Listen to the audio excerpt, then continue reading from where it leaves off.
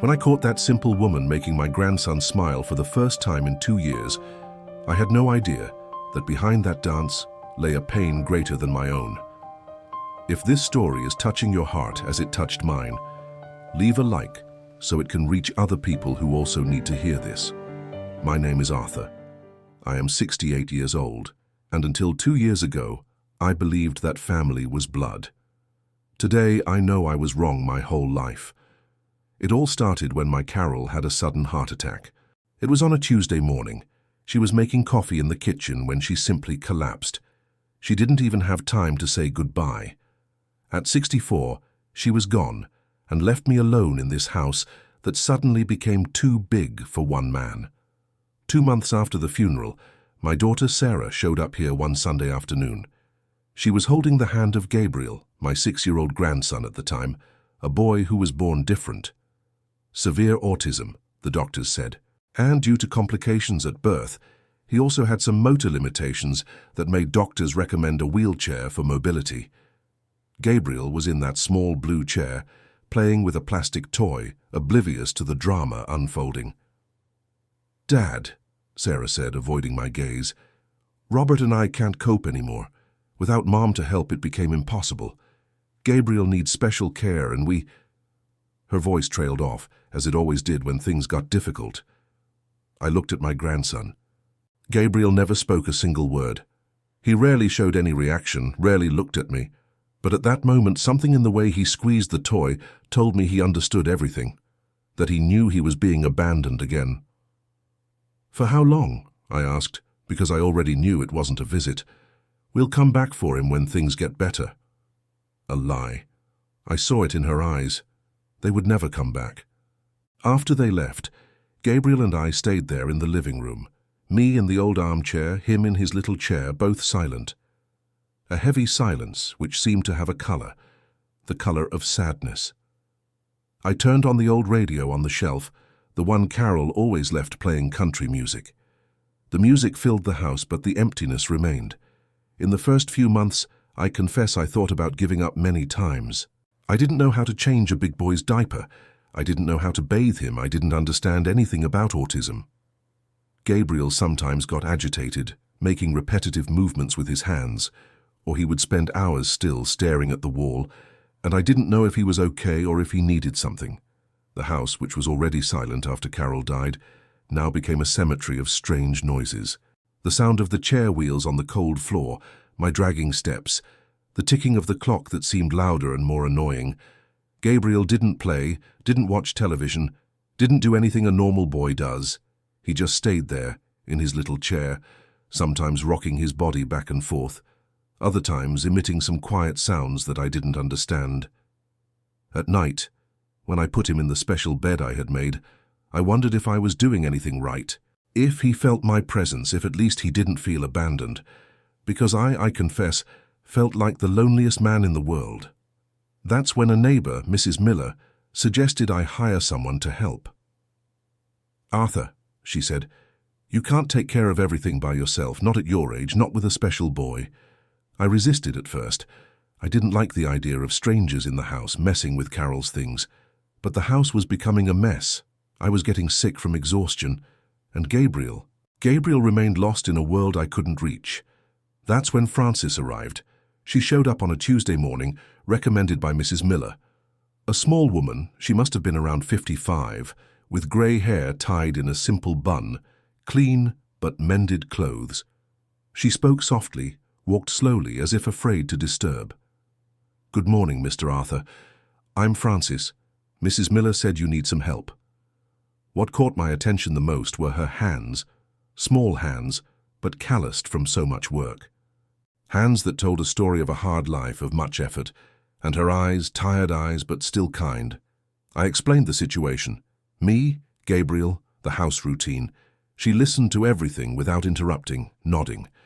When I finished, she looked at Gabriel, who was in the living room playing with that toy, making repetitive movements, and said, "He's an angel, this boy." Angel. No one had ever called my grandson an angel. Problem, burden, poor thing, special. I had heard those words. But angel, never. "Do you have experience with Children like this? I asked. She was silent for a while, as if choosing her words. I have experience with children, yes, sir, and I know that every child needs affection, no matter how they are. We agreed on 3 times a week, Monday, Wednesday, and Friday, from 8 in the morning to 5 in the afternoon, what I could afford with my pension. In the first few days, we kept a respectful distance. She would arrive, greet us, do her work, prepare lunch, help with Gabriel, and leave. Few words, a lot of work. But I noticed small things. The affectionate way she spoke to Gabriel, even though he didn't respond. How she hummed softly while cleaning. How she always brought a little treat in her bag. Left over from breakfast, she would say, but I suspected it was a lie. How she brewed the coffee in a special way, which made the house smell good. And Gabriel. Gabriel seemed calmer on the days she came. I can't quite explain it, but it was as if her presence brought a peace to the house, a good thing that had been missing for a long time. That's how our story began. Without haste, without forced intimacy. Just 2 tired adults trying to take care of a special boy whom the world had abandoned. I still didn't know that she carried a pain much greater than mine, and that pain would become the greatest gift my grandson could receive. It was on a Friday in October that my life changed completely. Francis had been working here for about 3 months. Gabriel was almost 7 now, and I was still learning to be solely responsible for him. That day, I had gone out to do some shopping at Mr. Johnson's corner store. A quick trip. Bread, milk, the cookies Gabriel liked.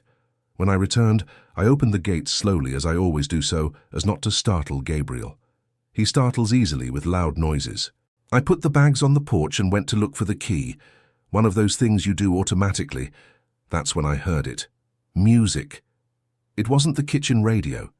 It was music sung softly, almost whispered. A woman's voice, gentle, affectionate, singing an old country song. "You're too beautiful, gardenia perfume." That's what she sang in a whisper. I approached the window slowly, curious. And what I saw there, oh my God, what I saw changed my life forever. Frances was in the middle of the living room, barefoot. She had taken off her shoes and put on some worn slippers. She was holding Gabriel's little hands, who was in his chair, and swaying gently, as if they were dancing. It wasn't a normal dance, of course. It was an adapted, delicate dance full of care. She moved his chair slowly, in gentle circles, like an invisible waltz, and she sang softly, looking at him, smiling with a sweetness I had never seen.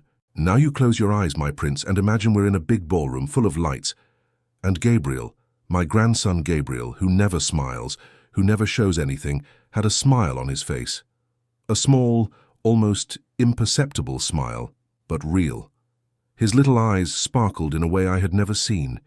He made some quiet, happy noises, moving his little hands to the rhythm of the music. I stood there, hidden, my heart pounding. It wasn't just what I was seeing, it was what I was feeling. A warm feeling in my chest, a mixture of emotion and surprise that left me breathless. Frances continued for a few more minutes. She gently spun the chair, always singing, always smiling at him, and Gabriel responded in his own way, with those little noises, with the smile, with a relaxation I had never seen. "There you go, my angel," she said when she finished. "Now let's rest before your grandpa gets here." She put her slippers in a bag, tidied the living room quickly, and went to finish lunch. As if nothing had happened. As if that magical moment was just a normal part of the day. I waited a few minutes before entering. I needed to process what I had seen, to understand what I was feeling.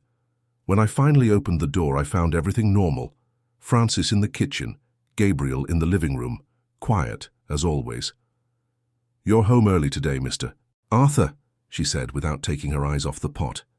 "Yeah, I finished faster," I replied, trying to sound natural, but my voice came out different, a little choked up. We had lunch normally. She fed Gabriel with her usual patience, cleaned everything, said goodbye and left. Just like normal. But for me, nothing was the same. That night, after I put Gabriel to sleep, I sat on the porch thinking, how could a woman I barely knew awaken such joy in my grandson that neither I nor the expensive doctors nor anyone else had managed? What kind of magic was that? And more importantly, why was she doing this? Why did she go to the trouble of dancing with a boy who didn't even speak or show apparent gratitude? In the following days, I started paying attention to the details. I noticed that she always brought slippers in her bag. I noticed that she hummed softly while working, always the same old songs. I noticed that she spoke to Gabriel in a special way, as if he understood every word. "Good morning, my prince," she would say when she arrived. "How was your night? Did you sleep well?" And Gabriel, who was tense with everyone else, seemed to relax with her.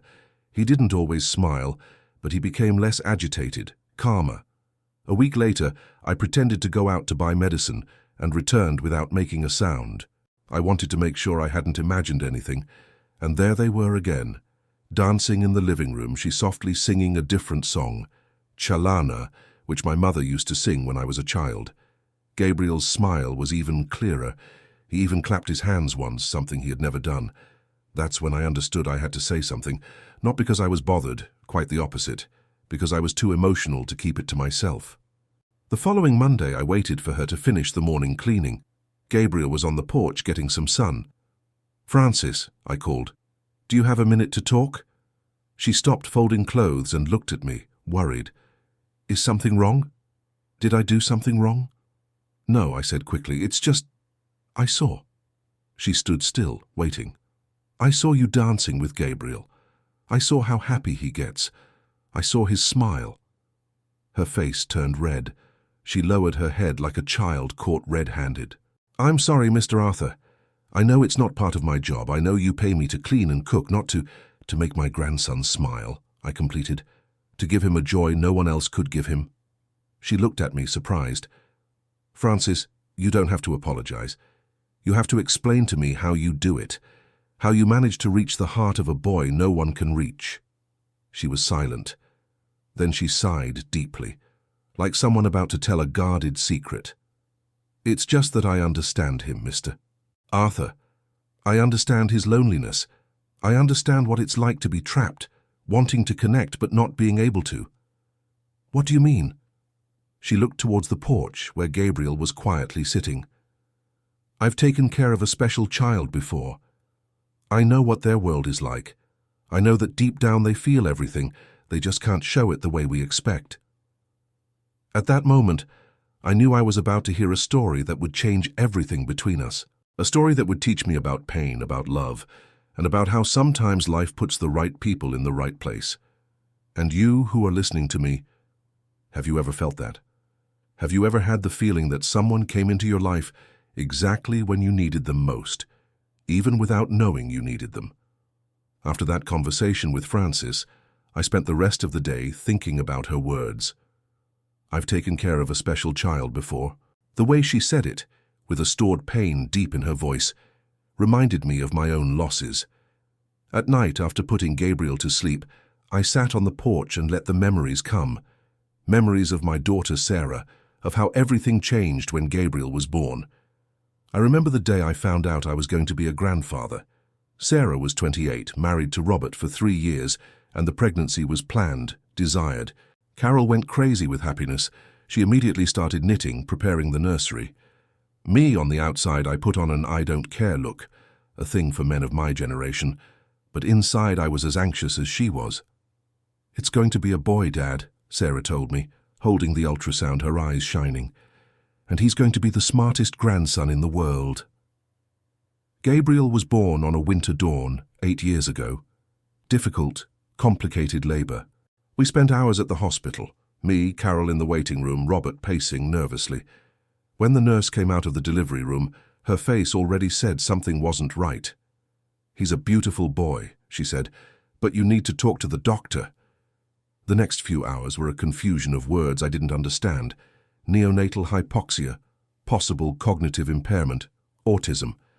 The doctors spoke as if they were reading a manual, without looking us in the eyes. Sarah cried for 3 days straight. Robert was silent.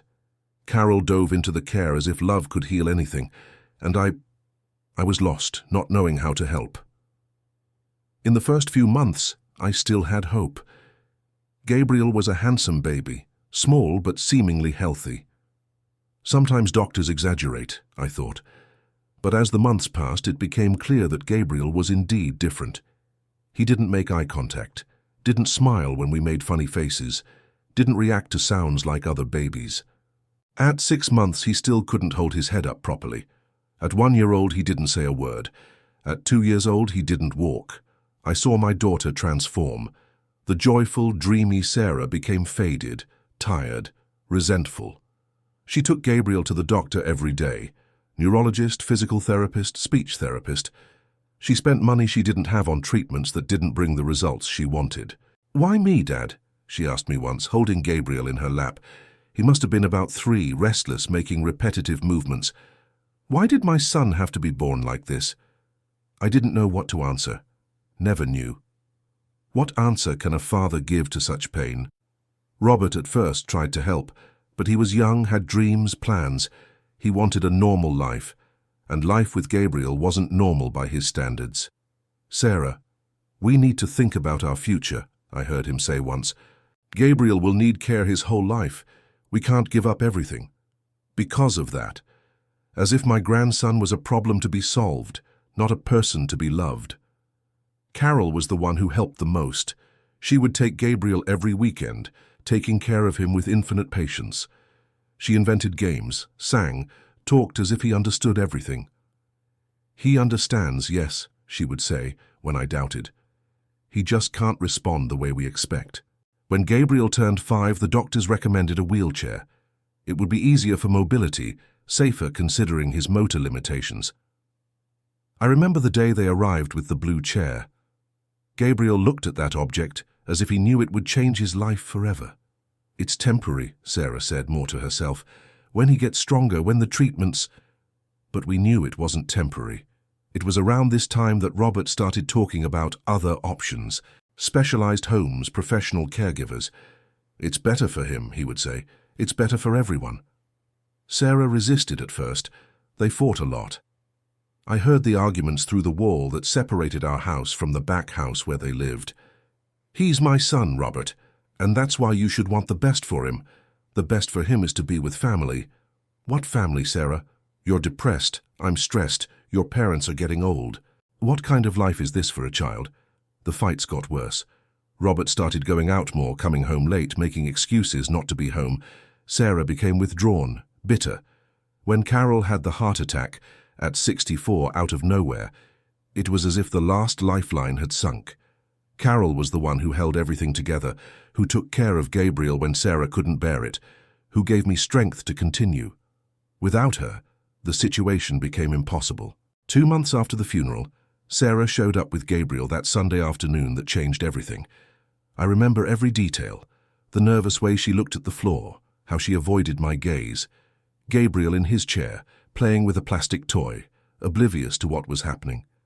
"Dad, I can't take it anymore," she said, starting to cry. "I tried, I swear I tried, but I just can't anymore. Robert wants to separate.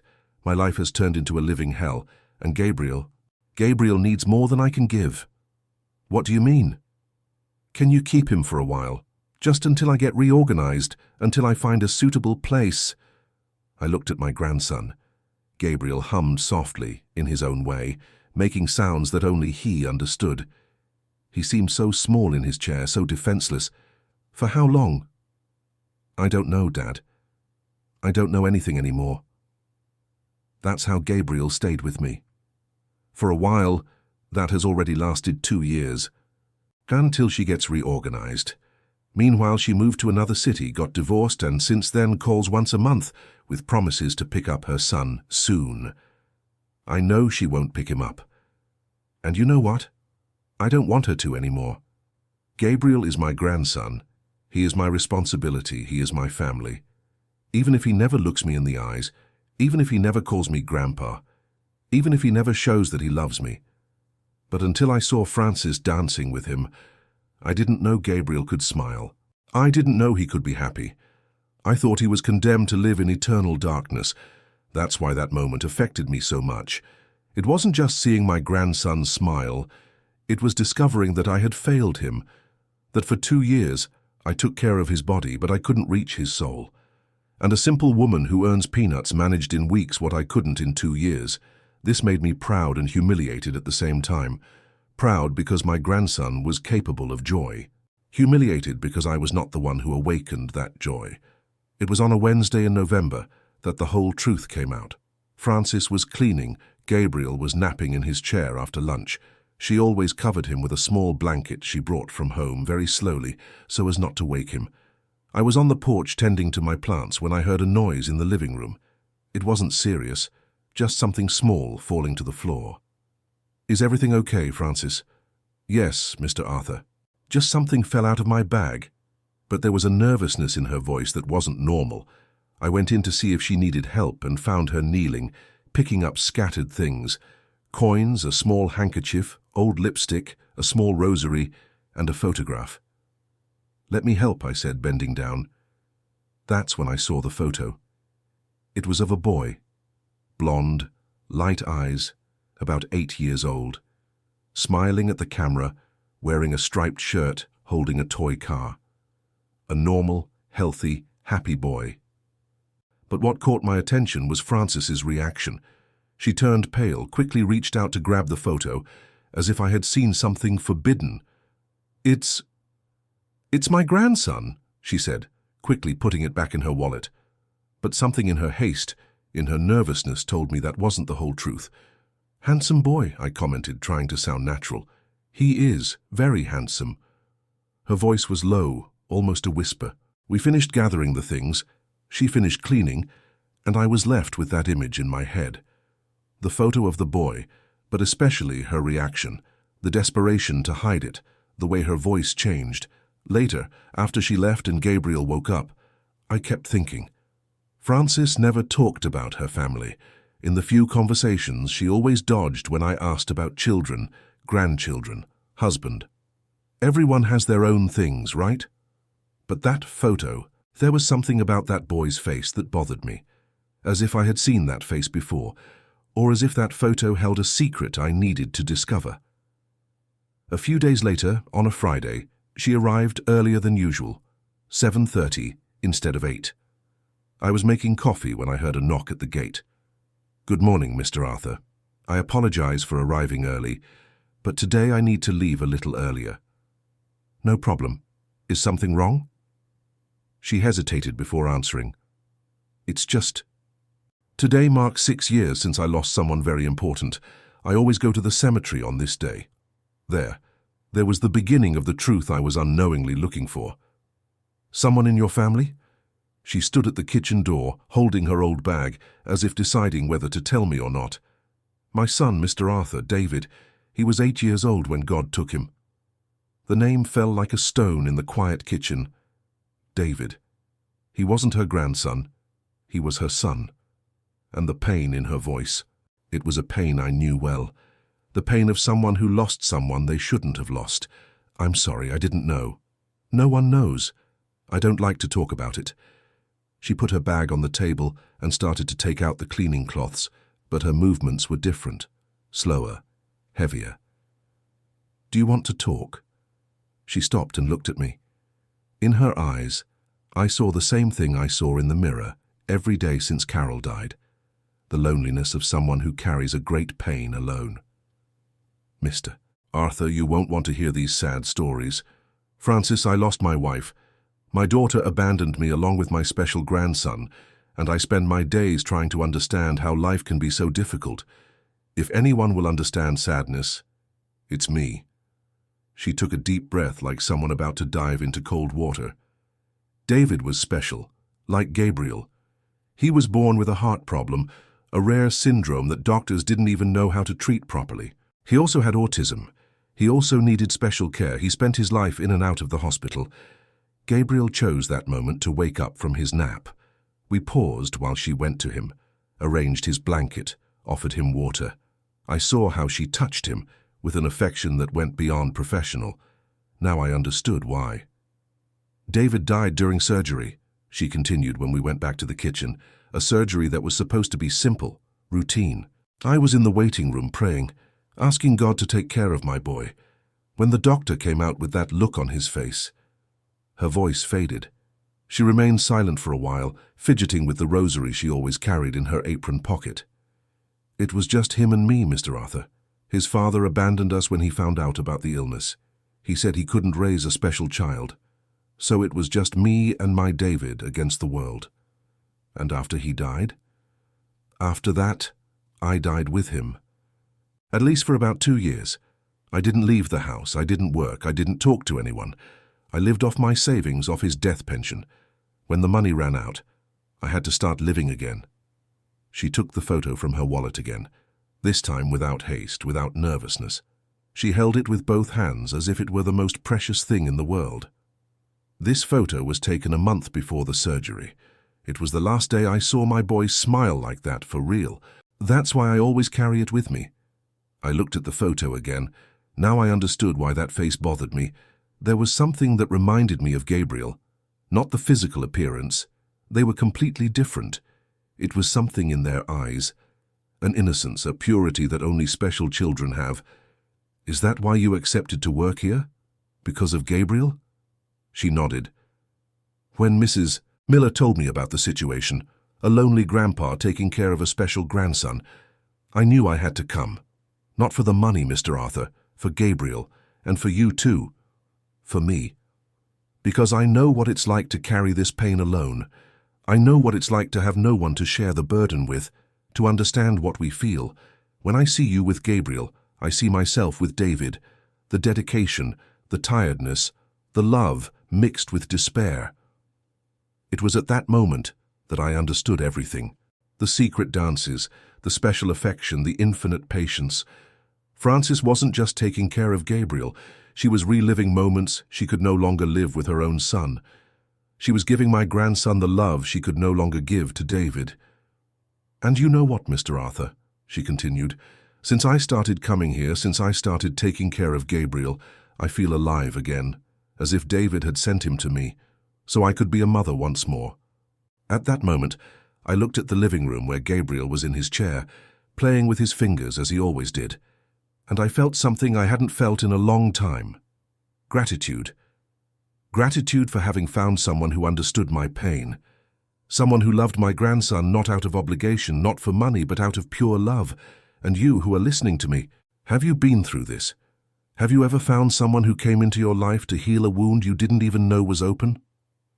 After that conversation about David, something changed between Frances and me. It's not that we became intimate friends overnight. We still maintained respect, the necessary politeness. But now there was a mutual understanding, a complicity between people who had gone through similar losses. She continued coming 3 times a week, doing her usual work, taking care of Gabriel with that special affection. But now I no longer pretended I didn't know about the secret dances, and she no longer hid them. Gabriel was now 7.5, and I was starting to better understand his needs, the signals he gave when he wanted something. One particularly warm December afternoon, I was on the porch trying to cool off when I heard music coming from the living room. This time I didn't hide. I went in and sat in the armchair just watching. Gabriel was different. I don't know how to explain it right, but it was as if joy was springing from within him. Frances was singing a song I didn't know, a children's tune, and she was gently spinning his chair like an invisible carousel. When the dance ended, she looked at me a little awkwardly. "You don't mind?" Why would I mind? For seeing my grandson happy. She smiled, a small but genuine smile. "It's just that sometimes I get carried away, I forget I'm working. Frances, what you do with Gabriel isn't work, it's love. And love doesn't have operating hours." It was after this conversation that we established a new routine. Every time she finished her housework, she set aside about 20 minutes to dance with Gabriel, and I would always stay there, watching, learning about my own grandson through her eyes. One of those afternoons, while Gabriel napped after the dance, Frances and I were in the kitchen having coffee. It had become a custom. After everything was done, we would sit down and talk for a bit. "Mr. Arthur," she said, stirring sugar in her cup, "can I ask a somewhat indiscreet question?" "You can. Have you never tried dancing with Gabriel?" The question caught me off guard. I had never thought about it. Dancing? Me, a 68-year-old man who barely knew how to move his feet at a wedding party. "I don't know how to dance, Frances. And even if I did, I don't know if Gabriel would like it. But you never tried? I thought about her question. No, I had never tried. In fact, I had never tried much with Gabriel. I took care of him, fed him, took him to the doctor when needed, but really interact, play, try to find out what he liked. I confess I haven't, I admitted. I always thought he wouldn't be interested in those things. Mr. Arthur, can I say something? Gabriel is interested, yes, just in a different way than we expect. When I dance with him, I see in his little eyes a desire to participate, to be a part of it. It's as if he's wanting to connect but doesn't know how. She took a sip of coffee before continuing. You know what I think? I think Gabriel understands much more than we imagine. He just can't show it the way we want. What do you mean? For example, have you noticed that when music plays in the house, he sways his head to the rhythm? Have you noticed that when we speak to him affectionately, he becomes calmer? Have you noticed that he always gets more agitated when it's raining? Actually, I'd never noticed any of that, or if I had, I hadn't given it importance. And there's more, she continued. Gabriel has preferences. He likes slow music more than upbeat music. He likes to be touched on his hands more than on his face. He likes to be on the porch in the morning more than in the afternoon. They are small things, but they are his preferences. I remained quiet, processing what she was saying. For almost 2 years living with Gabriel, I had focused so much on taking care of his basic needs, food, hygiene, medication, that I had forgotten to try to get to know him as a person. Do you want a suggestion? I do. Try talking to him. Not because you expect an answer, but because he likes to hear your voice. Tell stories, talk about your day, about life. He may not answer, but I'm sure he listens. That night, after Francis left, I stayed in the living room with Gabriel. He was in his chair, playing with a plastic toy she had brought, a colorful figurine that made a little noise when squeezed. Gabriel, I began a little awkwardly. Today I talked to Francis about you. He didn't stop playing with the toy, but he seemed to become more attentive to the sound of my voice. She said you like it when we talk to you. Is that true? Silence. Only the sound of the toy. You know, my grandson, I was never much of a talker. Men of my generation weren't raised to talk about feelings, about life, but maybe it's time for me to learn. I sat in the armchair closer to his chair. You know I love you very much, don't you? From the first day your mother brought you here, I knew we would have to take care of each other. And I try, Gabriel. I try to be a good grandpa to you, even if I don't quite know how. This time, Gabriel stopped playing with the toy. He didn't look at me. He never made eye contact with anyone. But he became quiet, as if he was paying attention. Francis also told me you like music. How about I turn on the radio so we can listen a little together? I turned on the old kitchen radio. It was playing old country music, the kind Carol liked. Gabriel went back to playing with the toy, but now he was gently swaying his head to the rhythm of the music. Look at that, I said, more to myself. Francis was right, you really do like music. It was the beginning of a new phase in our relationship. It wasn't a dramatic change, but it was a real change. Every day after dinner, I would sit with Gabriel and talk. I told him about my day, about the plants on the porch, about Grandma Carol's memories, and he listened in his own way. A few weeks later, on a Friday, Francis arrived and found me in the living room with Gabriel, listening to music together. I was trying somewhat awkwardly to move his chair to the rhythm of the music, nothing compared to her dances, but an honest effort. "Mr. Arthur," she exclaimed with a huge smile, "you're dancing with him." "Trying," I corrected. "I'm still nowhere near what you do." "But the important thing is to try. Look at how happy he looks." And it was true. Gabriel was smiling. It wasn't the wide smile he gave when he danced with her, but it was a smile. My grandson was smiling at me. "You know what I think, Mr. Arthur? I think we could teach you how to dance with him properly. How about it?" And that's how I started taking dance lessons with a 55-year-old housekeeper to learn how to make my special grandson smile. If someone had told me that a year ago, I would have thought it was crazy. But at that moment, seeing the joy in Gabriel's eyes, I knew it was the most right thing I could do. Sometimes life teaches us in ways we never imagined, and sometimes The best teachers come disguised as humble housekeepers who carry pains greater than our own. The months that followed were the most surprising of my life. Gabriel was now almost 8 years old, and with Francis's dance lessons, I learned much more than a few clumsy steps. I learned to look at Gabriel with different eyes. I learned that he had a rich inner world, full of preferences and desires that I had never noticed. The first thing, Mr. Arthur, she taught me, is to understand that dancing with Gabriel isn't about the movements. It's about connection. It's about showing him that he's special, that he deserves attention, that he brings joy. In the first few days, I felt a little silly. A man my age pushing a wheelchair around the living room, trying to follow the rhythm of music, singing softly as Francis had taught me. But when I saw the first true smile Gabriel gave me, a smile just for me, not shared with anyone else, I understood that there was nothing silly about it. "He's responding, Mr. Arthur," Francis would say, all excited. "Look how he wiggles his little hands when you sing." And it was true, Gabriel was changing. Small changes, almost imperceptible to those who weren't with him every day, but real changes. He started looking for me when I entered the room. He didn't look directly into my eyes, he never could do that, but he would turn his head in my direction as if recognizing me, waiting for me. He started making more noises, especially when music played. They weren't words, but they were intentional sounds, as if he was trying to sing along. And the most incredible thing, he started showing anticipated joy. When I approached his chair in the way he already knew, the way of someone who was about to dance, he would get agitated, wiggling his little hands, swaying his body. "Mr. Arthur," Francis told me one afternoon, "have you noticed that Gabriel is seeking attention?" "What do you mean?" "He's doing things to get your attention. When you're distracted, he taps the side of the chair. When you're on your phone, he makes those little noises. That's communication." She was right. Gabriel was learning to communicate with me in his own way, and I was learning to understand that communication. One January morning, I woke up to a different noise coming from the living room.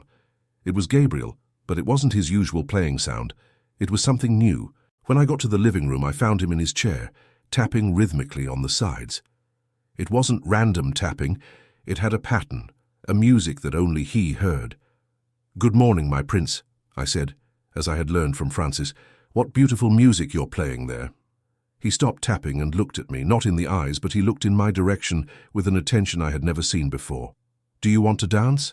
And I swear to God he nodded his head. It was a small movement, almost imperceptible, but it was a nod. My grandson had understood my question and had answered. I put music on the radio and we started our morning dance.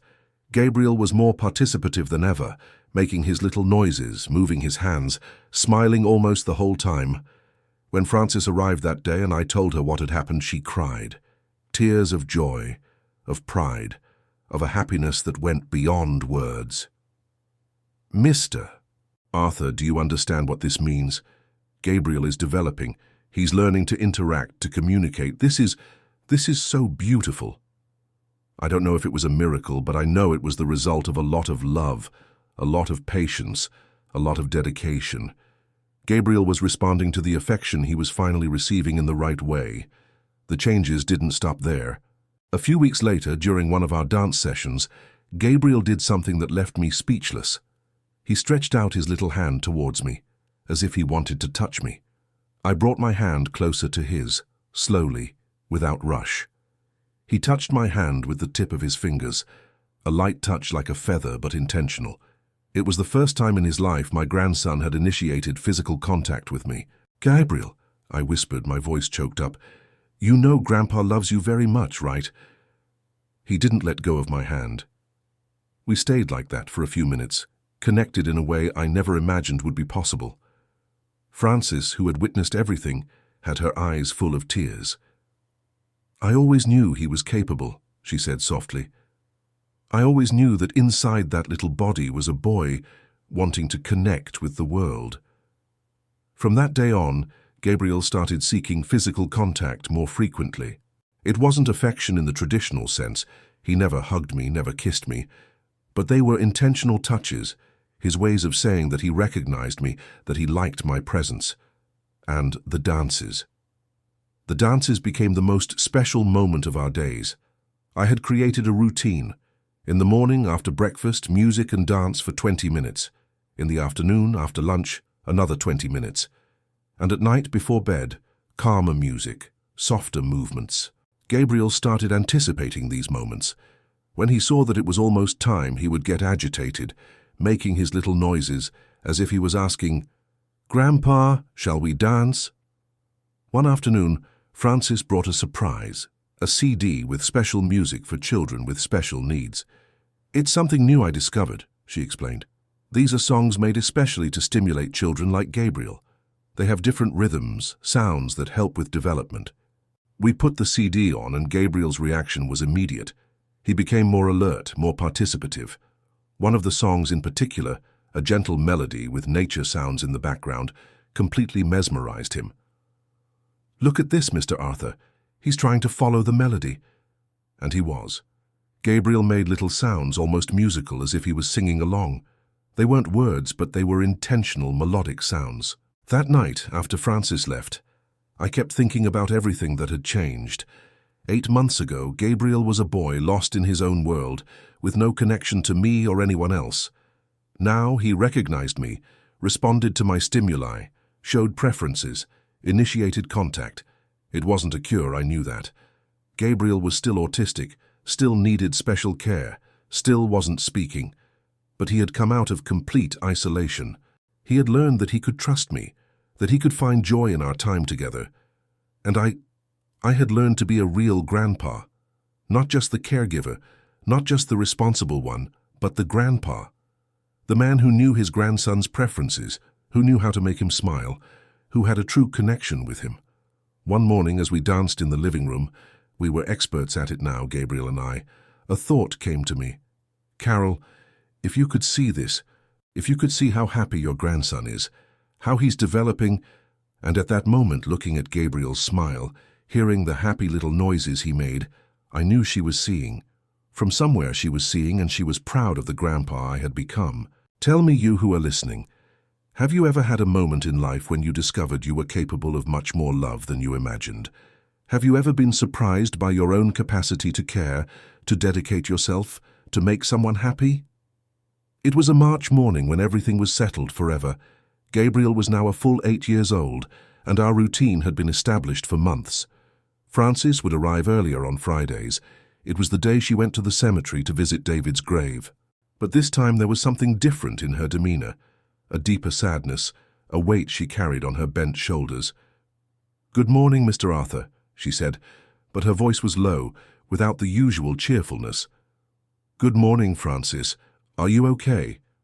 She hesitated before answering, as she always did when the question touched on personal matters. "It's just, today marks 7 years since David died. And I was thinking about how fast time flies, how the longing doesn't diminish." Gabriel was in the living room in his chair, playing with a colorful little piano I had bought him. It made different sounds when he pressed the keys. When he heard Francis's voice, he got agitated, making his little noises as if greeting her. "Good morning, my prince," she said to him, but without her usual enthusiasm. I made coffee for both of us, and we stayed in the kitchen talking. Or rather, I tried to talk, and she responded in monosyllables, lost in thoughts I couldn't reach. "Francis," I said after a while, "do you want to talk about what's bothering you?" She stirred the sugar in her coffee for a long time, as if gathering courage. "Mr. Arthur, I need to tell you something, and after this conversation, maybe you won't want me to work here anymore." My heart pounded. In the past few weeks, I had realized that Francis had become much more than an employee to me and Gabriel. She was part of our small family. The thought of losing her scared me. "You can tell me," I said, trying to sound calm. I haven't been completely honest with you about some things. Not bad lies, but I withheld truths." She took a deep breath before continuing. "When I said David was special like Gabriel, I didn't tell you everything. David was also autistic, and he also used a wheelchair. The similarities between them are too great to be a coincidence." I remained quiet, waiting for her to continue. "When Mrs. Miller told me about you, about the situation with Gabriel, I didn't come here just for the job. I came because Because I knew I would find my son again in some way. She took the photo from her wallet, that same photo that had fallen on the floor months ago. Every time I look at Gabriel, I see David. Every smile I manage to awaken in him is a smile I could no longer see in my boy. Every song I sing to him is a song that has been kept inside me since David died. Tears began to stream down her face. I know this might not be right, Mr. Arthur. I know it might seem like I'm using Gabriel to heal my own pain, and maybe I am. That's why maybe it's better if I leave. Leave? Why?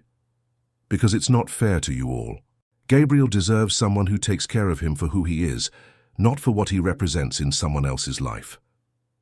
I looked at the living room, where Gabriel continued playing with the little piano, making those sounds that had already become the soundtrack of our days. I thought about everything that had changed since Francis came into our lives, not just for Gabriel, but for me too. "Francis," I said, "can I ask you a question?" She nodded, wiping her eyes with her sleeve. "In all these months, have you ever done anything that harmed Gabriel? Did you ever treat him badly? Did you fail to take proper care of him?" "No, never," she replied quickly.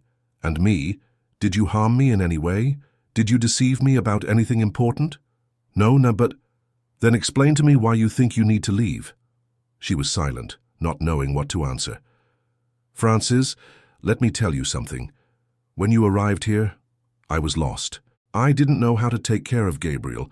I didn't know how to make him happy. I didn't even know if he loved me. I lived in this house like two strangers sharing the same roof." I got up and went to the window that overlooked the living room. Today, Gabriel smiles at me every day. He recognizes my voice, responds to my stimuli, shows affection, and that happened because you taught me to see my grandson with different eyes. I went back to the kitchen table. If you did all this because you see David in Gabriel, then may God bless David's memory, because it was through your pain that my grandson found joy. Francis looked at me surprised. "But I feel guilty." "Guilty of what? Of loving my grandson? Of taking care of him with dedication? Of teaching me to be a better grandpa?" I took her calloused hand in mine. "Francis, I don't know if you came here because of David, because of the money, or because of us. And I don't care. What matters is that you came, and that all our lives got better because of it." At that moment, we heard Gabriel making those agitated little noises he made when he wanted attention.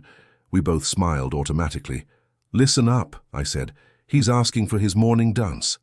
"How do you know?" "Because after months of living with you two, I learned his language. I learned that this means I want music, that other little noise means I'm hungry, and that his smile when you arrive means it's good you're back." We went to the living room together. Gabriel saw us coming and became even more agitated, clapping his hands awkwardly, a new skill he had developed.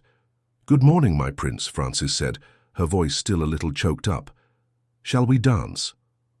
And there, in my living room, something happened that I will never forget. For the first time, Francis and I danced with Gabriel together, not one at a time, together. She holding one of his hands, I holding the other, moving his chair to the rhythm of the music, singing in 3 out-of-tune voices. Gabriel was radiant. He made sounds that seemed like laughter, swayed his head, moved his feet in his chair. It was pure joy. "Mr. Arthur," Francis said in the middle of the dance, "I think I found a new family." "Us too," I replied. When the music ended, the 3 of us stood there in the living room in silence. It wasn't an empty silence, it was a silence full of understanding, of acceptance, of love. "So you're not leaving?" "If you want me to stay, Francis, you are no longer our employee, you are family, and family doesn't leave." She cried again, but this time they were tears of relief. That afternoon, after she went to the cemetery, for the first time I offered to go with her, but she said she needed to talk to David alone. I thought about how strange life is. I had lost my wife. My daughter had abandoned me along with my special grandson. I was alone, lost, not knowing how to take care of a child I couldn't understand. Francis had lost her only son. She lived with a seemingly endless pain, working to survive, carrying a longing that wouldn't let her truly live. Gabriel had been abandoned by his parents, who couldn't accept his limitations. He lived in a world of his own, with no connection to the people around him. 3 wounded people, 3 stories of loss, 3 lives that seemed to have come to an end. But when we came together, something magical happened. The wounds of one began to heal the wounds of the other. The love I didn't know how to give to Gabriel, Frances taught me. The love she could no longer give to David, found a place to bestow upon my grandson. And Gabriel, who was lost in his own world, found 2 people willing to enter that world with him. Today, 6 months after that conversation in the kitchen, our routine has completely changed. Frances no longer comes 3 times a week. She comes every day, not as an employee, but as family. We have lunch together. We take care of Gabriel together. We dance together. Gabriel continues to be special. He still doesn't speak. He still needs constant care. He still lives in his private world. But now that world has music, it has dance, it has smiles, it has love. And I discovered that at 68, it was still possible to learn to be happy again. I discovered that family isn't just blood. It's choice. It's dedication. It's shared love. Frances moved into the back house in the backyard, the same one where Sarah lived before she left. Now when I wake up in the morning, I can already hear her humming in the kitchen making coffee, and Gabriel, who learns quickly, already gets agitated waiting for her to arrive. We are a strange family, I know. A widowed grandpa, a woman who lost her son, and a special boy who was abandoned by his parents.